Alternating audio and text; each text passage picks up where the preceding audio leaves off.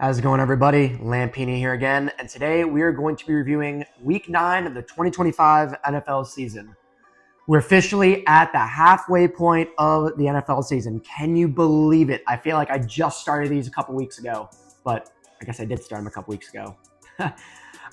This was a pretty good week of football. We had some more predictable than we've actually had the last couple weeks. If we go to my predictions here, I was 9-4 with my predictions this week, so I did pretty darn well. The Jets upset the Bengals. The Dolphins really upset the Falcons. The Texans beat the 49ers, and the Broncos had a very strong showing against the Dallas Cowboys. So those were all my incorrect predictions, but I did pretty good, all things considered. 9-4 is a pretty solid record for the week. For the season, I am 76-44-1. So make sure you check out all my predictions for this video. If you have some parlays and some money lines you have some bets on, make sure you take a look at this video, have a little informed opinion by yours truly, win yourself some money. So without further ado, let's get things kicked off with Thursday Night Football. So for Thursday night, we have the Baltimore Ravens at the Miami Dolphins. Both these teams are coming off of very, very impressive wins. I'll start with the Dolphins first. I have a little more about to say with the Ravens, but this was a complete flip-flop of what the Dolphins have been all season. Tua Tagovailoa was 20 of 26 for 205 yards, 4 passing touchdowns, and a 138.6 passer rating. To put it bluntly, he did incredible. I mean, this is the Tua that we had seen a couple years ago when he was actually getting legitimate MVP votes. Yes, there was a time where that actually happened. They demolished the Atlanta Falcons, and not only did Tua throw 4 touchdowns, but he threw 4 touchdowns to 4 different receivers. Jalen Waddle, Malik Washington, Devon Achane, and Ollie Gordon all had receiving touchdowns in this game. So a very impressive showing by the Dolphins. I don't really know what this means for them long term, though, because the Falcons have gotten crushed by the Panthers in one game, and it might be a little too early for me to say if this is actually going to be them turning their season around. I don't know. It might have just been a good week for them. But as for the Ravens, I have a lot more to say about the Ravens. I had said that, and I was right with my prediction, that the Ravens were going to beat the Bears. A lot of people didn't expect that, but I knew that they were going to start Tyler Huntley. Well, actually, no, I thought Lamar was going to play. But the Ravens are doing something right by bringing Tyler Huntley back in, because here's the thing.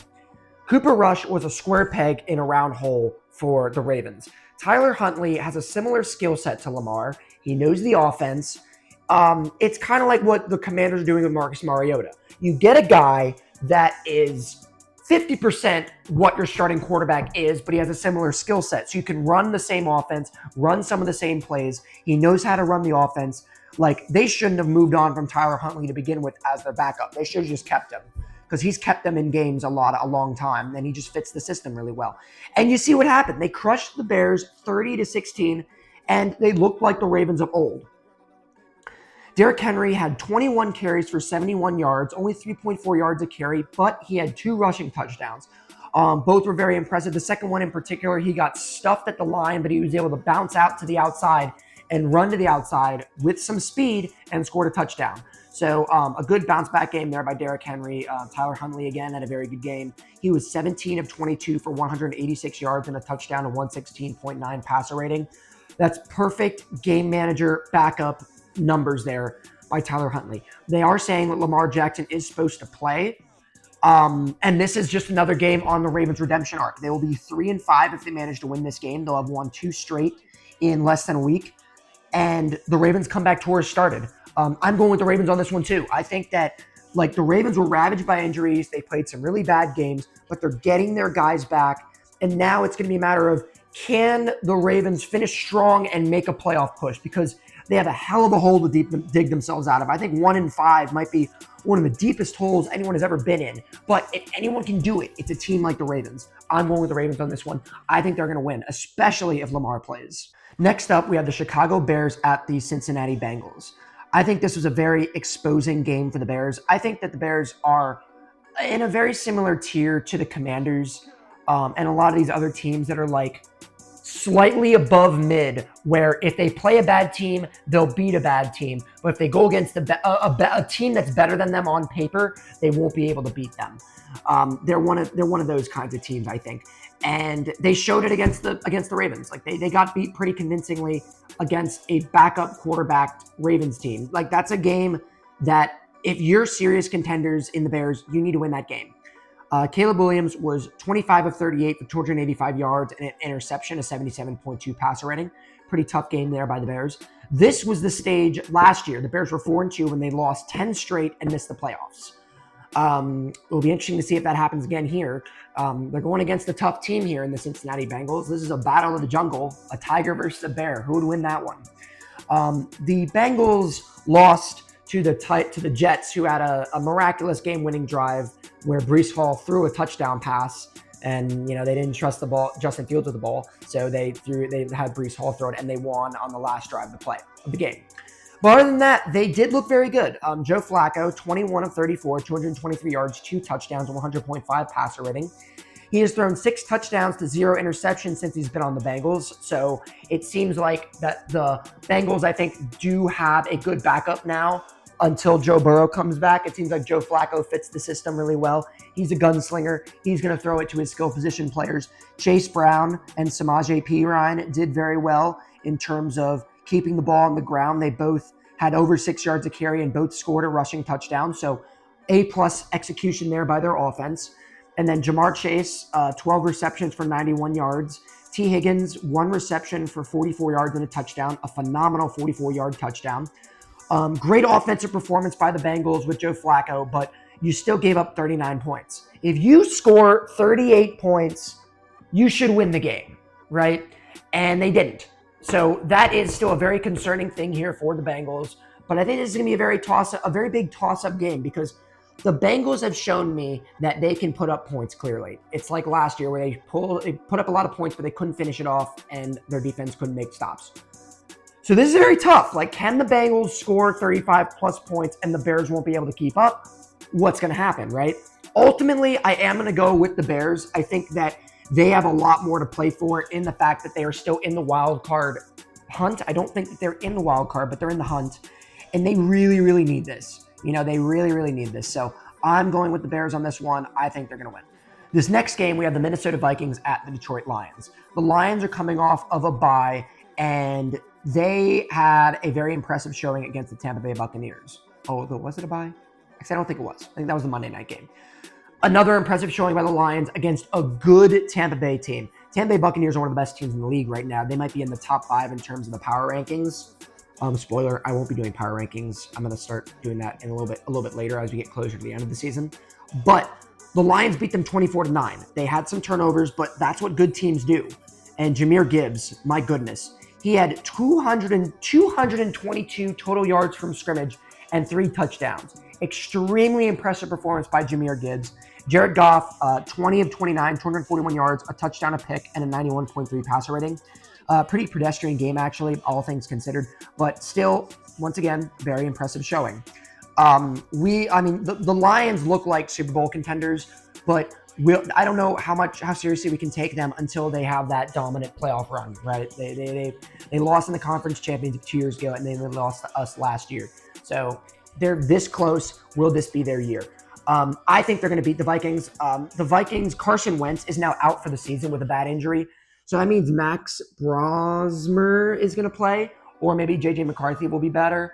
I don't know yet, but there's still a lot to be said. The Vikings are a very, very injured team, and I think this is a lost season for them in the same way that it's a lost season for the Commanders as well. So with that being said, I am going with the Lions, though. I think they're going to win. Next up, we have the Carolina Panthers at the Green Bay Packers. Unfortunately, a reality check game for the Panthers. They had won 3 straight. They were undefeated at home. And they got absolutely throttled by the Buffalo Bills. The Buffalo Bills. The same team that makes the playoffs every year and battles for Super Bowl. They pretty much dominated the game. There wasn't really much to really say. As for the Packers, this was a very strong performance by the Packers. They beat the Steelers 35-25. Steelers are a very good playoff gatekeeping team. If you can beat the Steelers, then you're a serious contender, and I think Green Bay is. Barring that tie that they had with the Cowboys, they would be 6-1, which is very impressive. Jordan Love was 29 of 37 for 360 yards and 3 touchdowns, 134.2 passer rating. That's stupid good. Very great performance there by Jordan Love. And then Tucker Kraft, 7 receptions for 143 yards and 2 receiving touchdowns. He is dominating again as well. He had a great game against us in week 3, or was it week 2? Week 2. I can't remember. But he's having a very strong performance, and the Packers look for real. I am going to go with the Packers. I think the Panthers had a couple good strings of games there, but I do think this is a reality check, and I think they're gonna slowly fizzle back down and end up losing. So I'm going with the Packers. I think they're going to win. Next up, we have the Los Angeles Chargers at the Tennessee Titans. I'm going to be brief with this one. The Chargers are going to win. Justin Herbert dominated 18-25, 225 yards, 3 touchdowns, an interception, 122.8 passer rating. Domination. The Colts dominated little brother in the Tennessee Titans, 38-14. The Titans are 1-6. They're 1-7 rather. And I mean, they're lucky they got that one game win, because it feels like they're not going to win another game after this. They just look terrible. Cam Ward, again, had a pretty poor showing, but I mean, I feel bad for him because the Titans are in just such disarray. They fired their head coach. They're working with an interim. It's just a dysfunctional franchise doing dysfunctional things. I mean, there's a lot of teams that are dysfunctional franchises that they succeed in spite of themselves. And I think when Mike Vrabel was a head coach, that was an example of the Titans succeeding in spite of ownership. So it's been unfortunate, but I mean, the Chargers are going to win. Next up, we have the Atlanta Falcons at the New England Patriots. I am once again asking the Atlanta Falcons, what kind of team are you? They dominated us. They beat the Bills, but then they got shut out by the Panthers, and then this is another game where they laid an egg. Another terrible performance. The offense was just anemic. I don't know if Kirk wasn't prepared or what, but he looked horrible. Nothing from the team, and the Dolphins just played all over them, and their defense couldn't stop them. As for the Patriots, another dominant performance by the Patriots. They beat the Browns 32-13. Another great performance by Drake May.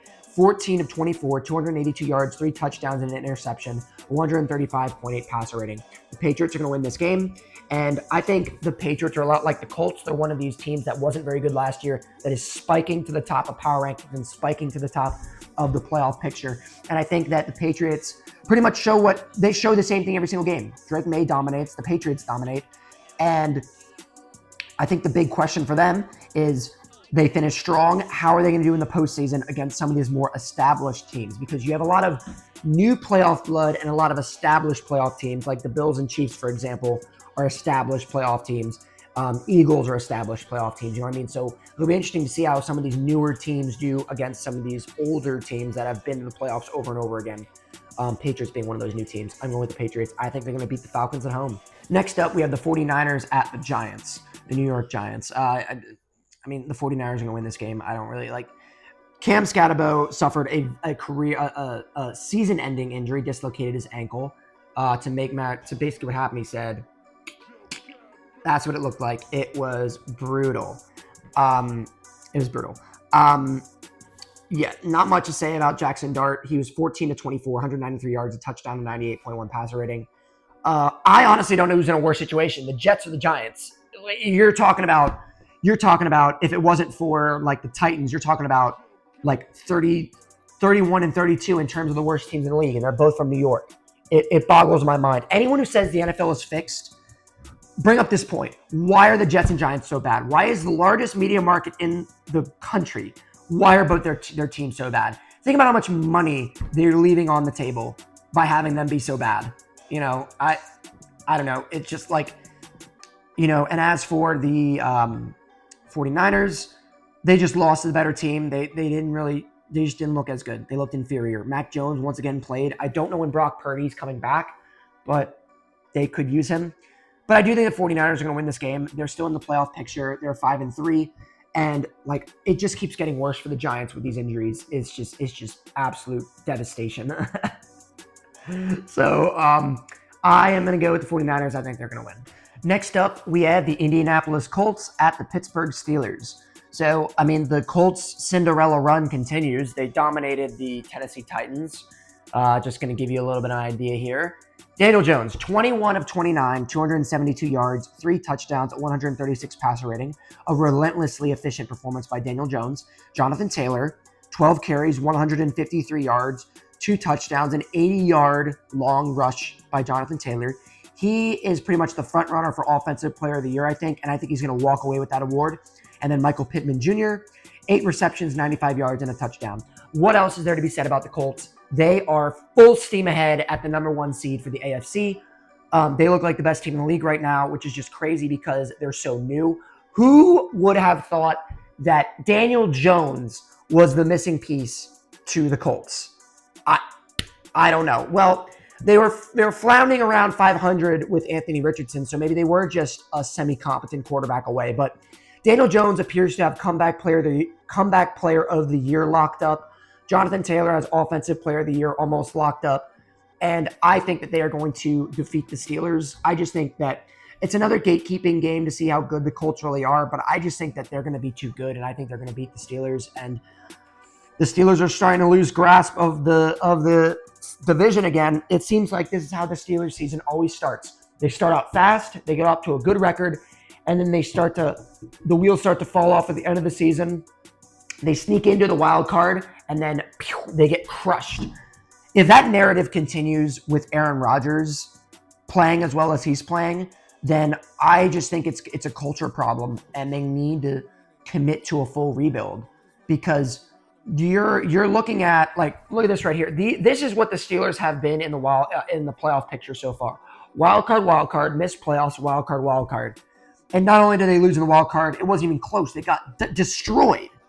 So they are in the worst kind of mediocrity hell that you can be in, where there's an illusion of success, but there is none. I guess it's more that's more that can be said with some of these other teams that are just downright bad. But changes need to be made in Pittsburgh because they aren't going anywhere. So I'm going with the Colts. I think they're going to win. Next up, we have the Denver Broncos at the Houston Texans. A good showing by the Texans. They beat a solid 49ers team. CJ Stroud was 30 of 39, 318 yards, 2 touchdowns, a pick, 106.6 passer rating. So a good showing there by CJ Stroud. Not much to really say about that game. I didn't really get a chance to watch it, but from what I gathered, it looked like the Texans were just a better team. They still have a very big hole to dig themselves out of. They are now 3-4, so they're in a similar position to the Commanders, where they had a lot of expectations for themselves. They made the playoffs last year, but they got themselves into a deep hole that they need to dig themselves out of. It's kind of the same thing with the Commanders. As for the Broncos, a very, very impressive showing by the Denver Broncos against the number 1 offense in the NFL. Bo Nix was 19 of 29, 247 yards, 4 touchdowns, an interception, and a 117.4 passer rating. So a great performance by Bo Nix, and the Broncos continue to impress. They are now 6-2, and they are comfortably in first place. I believe they are a game ahead of the Kansas City Chiefs. So a lot can be said about the Denver Broncos, and I am very impressed with their performance. The Chiefs and the Chargers are nipping at their heels. This is, again, I think, another game that they need to win. Like, they're going against a 3-4 team.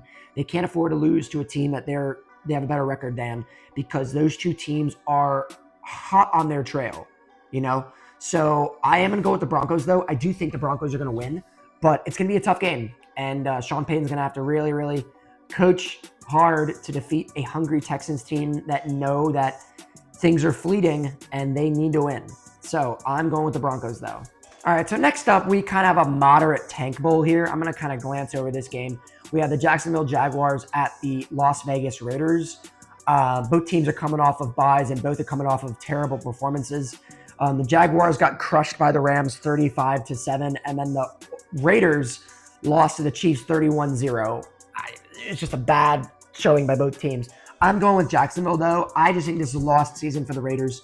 Their plan of getting Pete Carroll and Geno Smith and basically being the Las Vegas Seahawks or the Seattle Raiders, I don't really know what they were thinking. I think they were trying to get some kind of like stability and then build off of that stability. But I don't think I'm trying to think about it. I genuinely don't think there's a worse run franchise in the NFL right now than the Las Vegas Raiders. If it's not the Raiders, it's probably like the Jets or the Titans. But the Raiders are a bottom 5 franchise in the NFL. They're a bottom 5 team, but when I say a bottom 5 franchise, I mean like it looks very desperate that they're gonna escape the bottom feeding dwellings of the NFL. The future looks very bleak for them, and what they need is new ownership is what they need. So I'm going with the Jaguars, though. They're going to win. Speaking of bottom dweller, we have the New Orleans Saints at the Los Angeles Rams. I've been very, very high on the Rams all season. They have the best coach in the NFC in Sean McVay, and they have Matt Stafford, who is putting together an MVP caliber campaign here. He was 21 of 33 for 182 yards, 5 passing touchdowns, and 117.7 passer rating. Great performance there by Matt Stafford. He leads the league in touchdown passes with 17, I think. He's on pace for 40 touchdowns. He's on pace for 4,000 yards. He only has 2 interceptions as well. If he somehow manages to get like 40-something touchdowns and less than 5 interceptions, I think they should just give him the MVP. I think it would be well-deserved. I'm a big Matt Stafford fan, in case you can't tell. But I'm going with the Rams. I mean, this would be a huge upset if the Saints managed to defeat the Rams, because I think the Rams are Super Bowl contenders. When you have a coach as good as Sean McVay, a quarterback as good as Matt Stafford, and you have as well-crafted of a roster that they have, I think like it's going to take a lot to beat them. So I'm going with the Rams. I think they're going to beat the Saints. We move on to the 425 game. What a game this is going to be. We had the Kansas City Chiefs at the Buffalo Bills. Must-see television here, folks. This is probably the most heated rivalry of the last 5 years when you're looking at just how dominant both of these teams have been.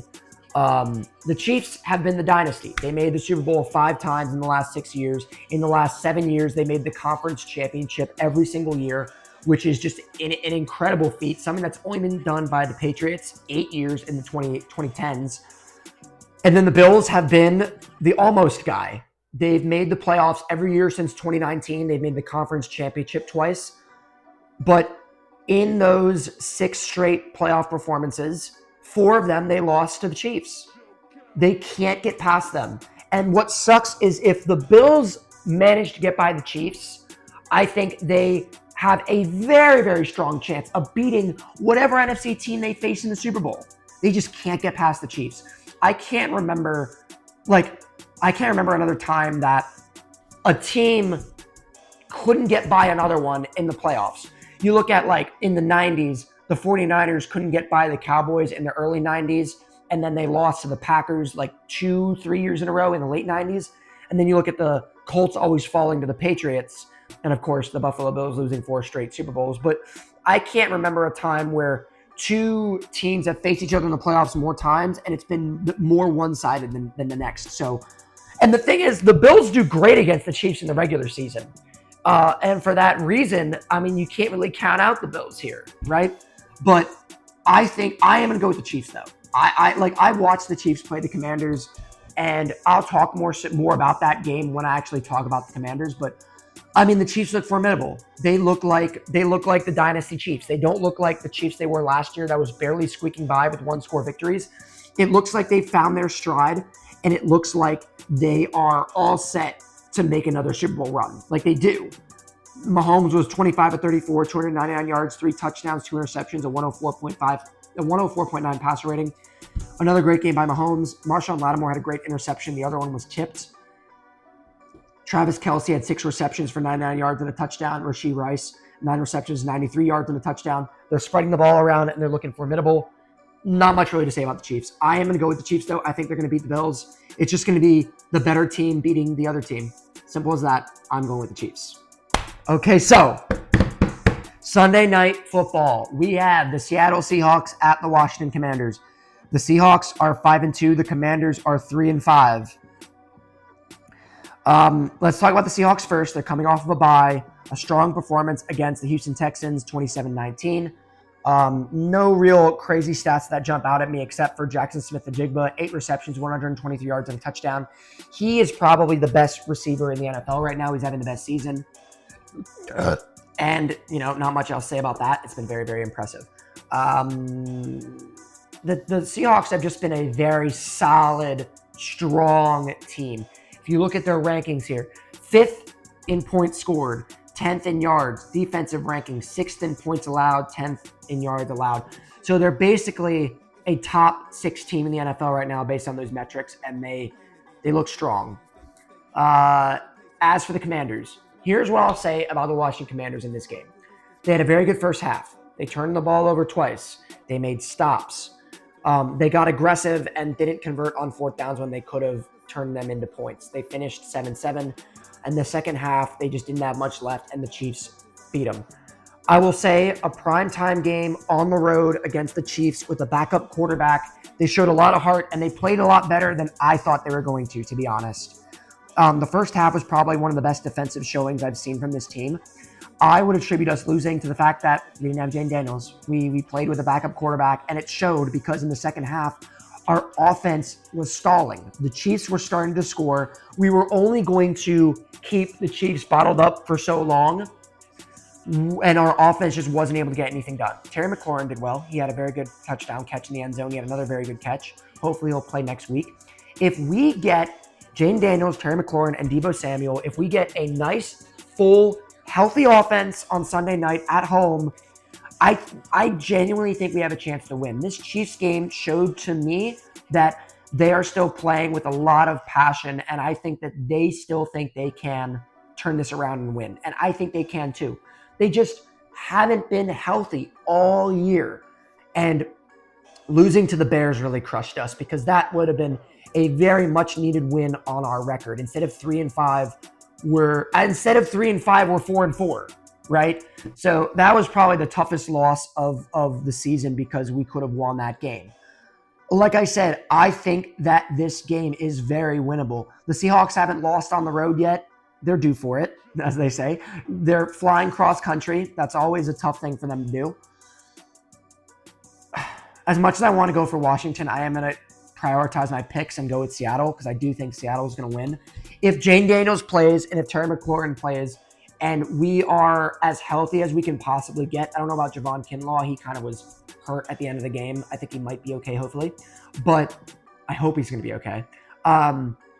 If we go in healthy, we have a chance to win the game. Like, I don't think we're as bad as the 3-5 record says. I really don't. Because, we play hard, and I think we're better than a lot of these other teams. But I am going to go with Seattle. I do think that they're going to win. But if the Commanders win, that's a huge upset. I don't think we're going to beat the Lions, but if we can beat the Dolphins and go into the bye 5-6, we face the Vikings, Broncos, Eagles, Cowboys, Eagles.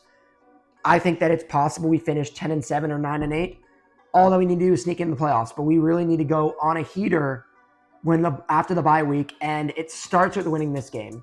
So we'll see what they do. If they lose this game, then I think the season is more or less over, to be honest. I'm going with the Seahawks, but I'm hoping for the Commanders. So now we come to the Monday night game. It doesn't really look that exciting, really. We have the Arizona Cardinals at the Dallas Cowboys. The Cowboys are 3-4. This was Dak Prescott's worst game of the season. He was 19-31, 188 yards, 2 interceptions, a 51.5 passer rating. That's going to be a small nick in his MVP potential campaign here. And they really got exposed against the Broncos, I think. But that being said, I do think they're going to beat the Cardinals because I think that the Cardinals are falling off the edge here of their rebuild. It's looking like a failed rebuild at this point, and I think that I don't know if they could get rid of Jonathan Gannon, but they got to start looking for other quarterbacks because they're not going to get anywhere with Kyler Murray. And right now, I believe they are 2-5, I think. And I don't think it's going to get much better for them. I think they're going to lose. I think the Cowboys are going to win. I honestly think it's going to be an offensive showing. I think Dallas is going to win. All right, y'all. So that is my predictions for Week 9. An extra special bonus edition here. We're going to be going over the playoff picture. So there is the playoff picture, as you can see. We're going to go over the AFC first. Colts with the first round bye. Incredibly impressive stuff what the Colts have been able to do. They have no equal, as you can see. The closest team to getting to them is the Patriots and the Broncos, who are both 6-2. I don't think that's going to happen this time, though, because the Colts are playing against the Steelers, and I frankly think that they're going to win. Coming in at 2-3, respectively, we have the Patriots and the Broncos. Both teams have been doing phenomenal, and most notably the Patriots. They look like the old Bill Belichick, Tom Brady Patriots, and it looks like Drake May and Mike Vrabel is the next generation for the Patriots, which I think is kind of cool. Steelers are number 4 at 4-3. They're starting to let the wheels fly off the wagon a little bit, and the Bengals, I think, are in second place in the division. but the Ravens are nipping at their heels as well. This is why I'm saying if the Ravens get on a run, they may be able to squeak into the playoffs at even like 9-8 or 10-7. I don't think they need a super, super good record to take the division. And all they need is to make the playoffs. If they can make the playoffs, it's a whole new game. In the wild card, the Bills are number 5 at 5-2. I think they're very comfortably in that spot. If the Patriots lose and the Bills win, Bills can jump into divisional leaders. I think they're comfortably in the wild card spot. Chargers kind of very similar, 5-3. Jaguars are 4-3. So I think that number 7 spot is ripe for the taking, particularly for Kansas City. I don't know if Kansas City is going to be able to catch Denver. They're going to have to really go on a run, and Denver's going to have to lose a couple games. But Kansas City with a win and Jacksonville with a loss, Kansas City jumps into that number 7 spot. As for the NFC, we have the Green Bay Packers at number 1. They had a couple weak games against the Browns and the Cowboys, but I think they've reestablished their dominance, that they are legitimate Super Bowl contenders, as evidenced by being 5-1-1. Good stuff there. At number 2 and 3, we have the Eagles and the Buccaneers at 6-2 and 6-2. This is what I was saying about the Lions having an incredibly impressive victory against the Buccaneers. They're number 3 seed. Seahawks are number 4 at 5-2. Praying for a Commanders win. Hopefully that can nudge them down a little bit. And nipping at the Seahawks' heels, we have the Rams and the 49ers at the number 6 and number 7 seeds at 5-2 and 5-3 respectively. So that division is ripe for the taking because you have 3 teams in the playoffs that are in that NFC West spot. So it could go either way. If Seahawks lose and the Rams win, the Rams jump in. If the Rams and Seahawks lose, the 49ers win, they jump in. So a lot can happen with the division, a lot of moving around. And of course, at 5-2, the Lions are the number 5 seed.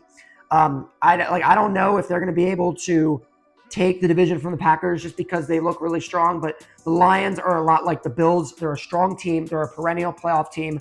And number 5 seed, you're going against the weakest seed in the division. And like the Bills are going to crush the Steelers. I don't know how the Lions are going to do against a team like the Rams, but I think the Lions would wipe the floor with the Seahawks or 49ers. Once the playoff picture gets started, things get very, very interesting because you're looking at the best of the best. And that's what I'm saying about some of these veteran playoff teams like the Bills, veteran playoff teams like the Eagles, the Buccaneers have been there every year, the Rams, the Lions. You have new teams like the Seahawks. A lot of excitement's going on, guys. So be sure to tune in next week for Week 10 because we're getting to the end of the season, and I just hope my Washington Commanders are going to be there with everybody else. So I'll see you guys next time.